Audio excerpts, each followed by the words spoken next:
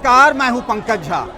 हम आज बात करते हैं देश की राजनीति के ऐसे शख्सियत की जिनके भले ही लोग विरोधी हों या फिर उनके समर्थक हों, लेकिन कोई उनकी अनदेखी नहीं कर सकता। उनकी आवाज़, बुलंद आवाज़ संसद से लेकर सड़क तक गूंजती रहती है। संविधान के दायरे में रखकर वो अपनी आवाज़ उठाते रहे मुसलमानों के लिए, दलितों के लिए, शोषितों के लिए। और इन दिनों गुजरात में वो चुनाव प्रचार पर है।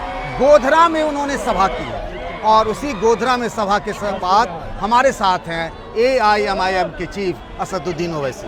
ओवैसी साहब, अभी सभा खत्म हुई है और उसके बाद भी मैं देख रहा हूँ कि इतनी अच्छी खासी भीड़ है और मैं यही सवाल आपसे पूछना भी चाहता हूँ। मैं जहाँ जहाँ भी गया हूँ, यूपी हो, बिहार हो, गुजरात में भी भीड़ तो बहुत आती है पर वोट उस हिसाब से नहीं आते। ये सवाल आपसे पहले भी पूछा गया होगा, ऐसी क्या वजह है? देखिए, कोई भी पॉलिटिकल पार्टी के सियासी सफ़र में हर किसी को इस मंजिल से गुजरना पड़ता है। चाहे काशीराम साहब हों, मुलायम सिंह यादव साहब हों, ये बड़े बड़े नेता गुजरे हैं और हमारी पार्टी की तारीख भी इसी रही हैदराबाद में। तो इस राह से हम गुजर रहे हैं। मगर एक बात याद रखिए कि कामयाबी अनकरीब में मिलने वाली है और मिलेगी, क्योंकि ये कोई मोबिलाइज क्राउड नहीं है कि दूसरी पार्टी की तरह उनको गाड़ी में सब चीज़ दे दिला कर लगा दी। उनकी मोहब्बत है। ये बेनफ्स होकर जब आ रहे हैं तो यकीनन ये आप देखेंगे तब्दीली आएगी, आ रही है। मैं एक चीज़ जो बात अभी उठी है हाल फिलहाल में, और वो है चुनाव आयोग का मसला है कि सुप्रीम कोर्ट के संविधान पीठ ने कहा है कि एक उदाहरण देते हुए कि क्या चुनाव आयोग को इतना मजबूत तो होना चाहिए कि अगर प्रधानमंत्री के खिलाफ कोई कार्रवाई करनी हो तो कर सके। चूँकि आप 4 बार के सांसद रहे, आपको लगता है चुनाव आयोग में वो दम है, वो निष्पक्षता से अपनी काम करता है? देखिए, जो मसला सुप्रीम कोर्ट के सामने जो मोटा मोटा मुझे समझ में आया वो है इलेक्शन कमिश्नर्स के अपॉइंटमेंट का। और जो बात उठ रही है कि उसमें सिर्फ एग्जीक्यूटिव का रोल ही ना रहे, बल्कि उसमें जुडिशरी के भी और लीडर ऑपोजिशन के लोग भी हों, ताकि और उनको इंडिपेंडेंट बनाया जाए, इलेक्शन कमिश्नर्स को और इंडिपेंडेंट बनाया जाए। मैं समझता हूं कि वो एक वाजबी बात है और उस पर मोदी सरकार को सोचना चाहिए, कबूल करना चाहिए। उसमें उनके पावर से कोई छीन नहीं रहा है, तो ये बहुत अच्छा रहेगा और इलेक्शन फ्री एंड फेयर होंगे। अपॉइंटमेंट ऑफ कमिश्नर्स का मसला है, बहुत अच्छा है। ये ओवैसी साहब के चेहरे में ऐसा क्या है कि चाहे रूलिंग पार्टी हो या अपोजिशन पार्टी हो, हर आदमी को ओवैसी पसंद नहीं है? मतलब ऐसा क्या हो सकता है कि एक मुद्दे पे दोनों तरफ के लोग जो हैं उनकी सहमति है, बिल्कुल एक है? नहीं, इसका सीधा जवाब ये है कि कोई सच्चाई को और ईमानदारी को पसंद नहीं करता। इनको चाहिए कॉम्प्रोमाइज़ लोग, इनको चाहिए गुलाम, इनको चाहिए ऐसे लोग जो उनके आगे हाथ जोड़कर खड़े रहे। हम कहते हैं कि हम ना हाथ जोड़ेंगे, हम हिस्सेदारी की बात करेंगे। हमने यूपी में भी कहा, यहाँ भी कहा हम दरी नहीं बिछाएंगे, हम कब तक आपके लिए काम करेंगे। अब हम अपने लिए काम करना चाह रहे हैं। आप नहीं पसंद करते, वो आपका हक है। मैं जनता के दरमियान से आया हूँ, जनता को ही खुश करना मेरा मकसद है। नेताओं को या पार्टियों को खुश करना या उनके बड़े बड़े लीडरों को खुश करना ये मेरी बस की बात नहीं है और ना मेरा ज़मीर इस बात की इजाज़त देता है कि मैं इस तरह का कोई काम करूँ। ये जो गोधरा है जहाँ ओवैसी साहब की सभा हुई है, ये एक टर्निंग पॉइंट था, सिर्फ गुजरात ही नहीं हिंदुस्तान की सियासत में। उसके बाद से बहुत सारी चीज़ें बदल गई। आप इस बात को मानते हैं कि ऐसा क्या था जिसके बाद से हिंदुस्तान की राजनीति की तकदीर और तस्वीर बिल्कुल बदल गई? 2000 नरेंद्र मोदी जी तो नाकाम साबित रहे भाई से मुख्यमंत्री, उसके बाद तो उनका सियासी तारा उरूज पर है। ये मैं नहीं कह रहा हूँ। वो आदमी जिसकी तस्वीर थी अशोक परमार की, वो जो दलित जो इसके हाथ में वो दो चाकू थे, उसने मीडिया को कहा कि मेरी ज़िंदगी नहीं बदली, मोदी जी की ज़िंदगी बदल गई। वो कह रहा है, मैं नहीं कह रहा हूँ। वो अशोक परमार दलित कह रहा है जो आज रोड पर बैठकर मोची का काम करता है। वो इसी की बात छोड़ दीजिए। पर एक बात तो ये देखिए कि कुछ भी हो, लेकिन उसके बाद से वो इतने साल तक मुख्यमंत्री रहे और देश के प्रधानमंत्री रहे, पूरी जनता उनके साथ है। देखिए, ये जो भारत की राजनीति में मुसलमानों का जो एलियनेशन, मुसलमानों को जो सिस्टमेटिक तरीके से भारत की राजनीति से दूर किया जा रहा है, वो गुजरात मॉडल है जो पूरे देश में इम्प्लीमेंट हो रहा है और इसका सहरा जाता है देश के प्रधानमंत्री को। और आप उन्हीं के नक्शे कदम पर कांग्रेस भी चलती है, राजद भी चलती है, समाजवादी भी चलती है, तेलुगु देशम भी चलती है, आम आदमी पार्टी भी चलती है। कि मुसलमानों को वोट तो लो मगर उनको इनविजिबल कर दो, मार्जिनलाइज करके रख दो, लीडरशिप उनको ना दो। वही तो चल रहा है, वही तो हो रहा है। अब आप बताइए कि गोधरा में क्यों कोई सुपरफास्ट ट्रेन गोधरा में स्टेशन पर नहीं रुकती भाई, दाहोद में क्यों रुकती है? यहाँ पर रोड अंडरब्रिज का काम बरसों चल रहा, नहीं खोला जाता, पानी का काम नहीं होता, रोड का काम नहीं होता, क्यों? यही तो हम कह रहे कि इनविजिबल बना कर रख दो, उनको दबा के रखो। एक लार्जर पर्सपेक्टिव में हम बात करें, चूंकि इन सब चुनावों के बाद 2024 के चुनाव की भी बात हो रही है। एक तरफ प्रधानमंत्री नरेंद्र मोदी हैं, दूसरी तरफ जो कई कैंडिडेट हैं, राहुल गांधी हो गए, नीतीश कुमार हो गए, ममता के मन में भी आकांक्षाएं हैं, एक आपके दोस्त हैं टीआरएस के केसीआर, वो भी एक तरीके से बैटिंग कर रहे हैं। आप किधर जाएंगे, कहाँ दिखेंगे? नहीं देखिए, मेरा कोई ख्वाब नहीं है प्रधानमंत्री बनने का। आपका मैंने तो सुनिए, जिनका ख्वाब है वो पूरा कर लें। हम ये कह रहे हैं कि हमको हमारा हिस्सा मिलना चाहिए। आप क्यों भारत के अल्पसंख्यक समाज मुसलमान को, जो इस देश के 19 करोड़ की आबादी है, क्यों उनको आप इस तरह से इनविजिबल कर रहे हैं? आप उनको बाजू खड़ा करने के लिए तैयार नहीं है। आप बिल्किस बानो का नाम लेने से कतराते हैं, यूनिफॉर्म सिविल कोड पर बोलने से आप डरते हैं, क्यों? इससे देश का क्या होगा? आप अगर वोट तो चाहिए आपको, मगर आप इज्जत देना नहीं चाहते, आप मुकाम देना नहीं चाहते, तो ये जो प्रधानमंत्री बनने का ख्वाब देख रहे हैं, आपको मुबारक हो। मेरे ख्वाब अलग हैं, मेरी कोशिशें अलग हैं। जो बनना चाह रहे हैं बनाए, मगर आप इतने बड़े समाज को कैसे अलग कर देंगे? आप जो बात कर रहे हैं बीजेपी के आने के बाद जो चीज़ें बदली हैं, तो आप उन लोगों के साथ क्यों नहीं होते हैं? राहुल गांधी के साथ, नीतीश कुमार के साथ या ममता के साथ क्यों नहीं होते? मकसद तो सबका एक ही है ना भाई। अरे भैया, ओवैसी छोड़िए, वो अपने पार्टी के नेताओं को साथ नहीं रखते वो लोग। आप किसकी बात कर रहे हैं? अपने पार्टी के नेताओं को, जिन उनके पार्टी में जो बरसों से मुसलमान लीडर हैं, उनको मान सम्मान नहीं देते, उनकी सियासी जिंदगी को बर्बाद कर दिया। आप ओवैसी की बात छोड़िए, हम दूध के जले छाछ को भी फूंक फूंक कर पियेंगे। मुझे इनसे, मैं तो देख चुका हूँ ना इन लोगों को, क्या देख चुके हैं कि क्या कर रहे हैं, क्या क्या नहीं करते हैं। आपके साथ ऐसा क्या हुआ? अरे मेरे से छोड़िए, सवाल मैं मुद्दा नहीं हूँ पंकज भाई, सवाल इस देश की सेकुलरिज्म जो कॉन्स्टिट्यूशन में बताया गया, इस भाईचारगी का क्या होगा? अगर आप इस तरह से मार्जिनलाइज करेंगे तो फिर क्या होगा?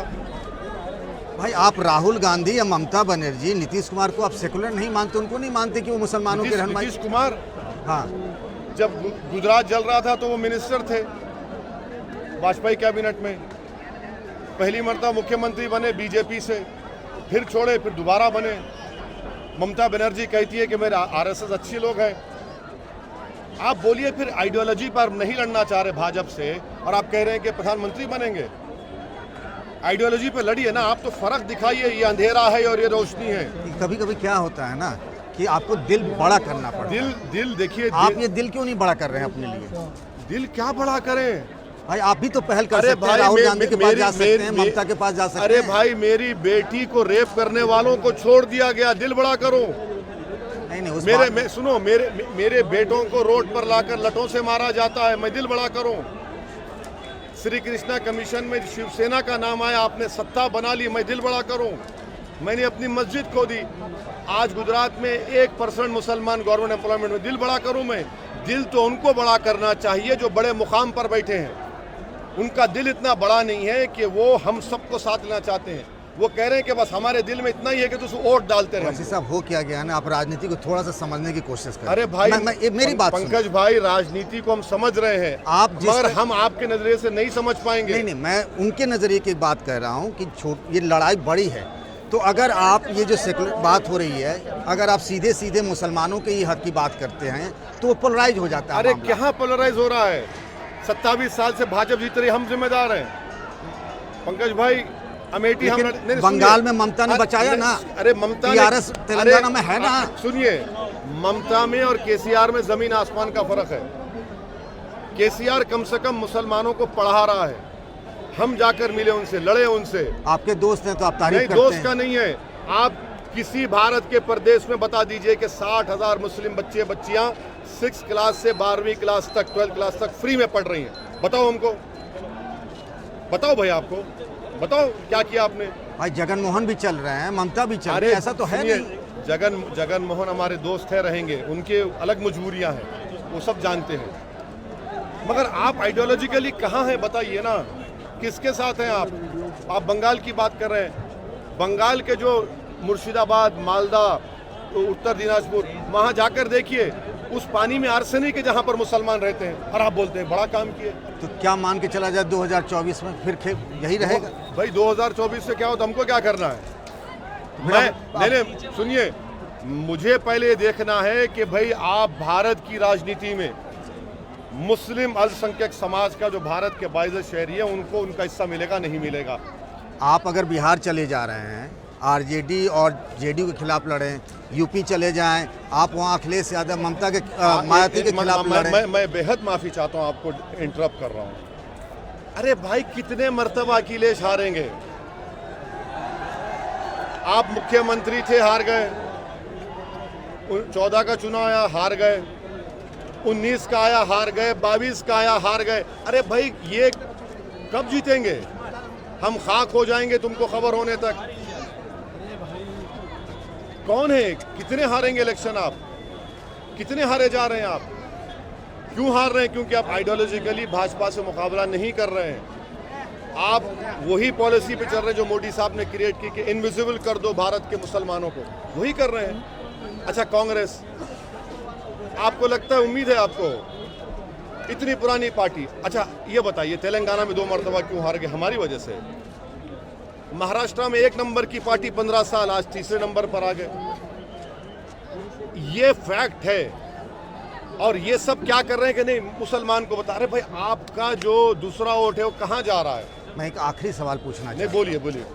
अगर ऐसी स्ट्रेटजी बने कि बीजेपी को चेकमेट करने के लिए जहां पर बीजेपी है उसके खिलाफ जो पार्टी मजबूत है वो लड़े, तो क्या उस तरह की स्ट्रेटजी में ज्वाइंट अपोजिशन में ओवैसी हो सकते हैं या पहल कर सकते हैं? यूपी में तो हुआ ना 2019 में, यूपी में तो हुआ, और उन दोनों पार्टियों को सबसे ज्यादा वोट मिला मुसलमानों का। उनकी नैया बची मुसलमानों से। समाजवादी में आजम साहब जीते, बर्क साहब जीते, और डॉक्टर साहब हसन जीते।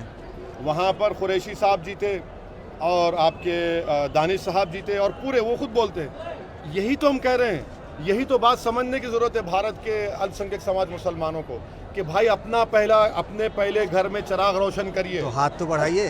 हाँ, हाथ तो बढ़ाइए। अरे भीख नहीं मांगेंगे, हाथ भीख नहीं मांगेंगे।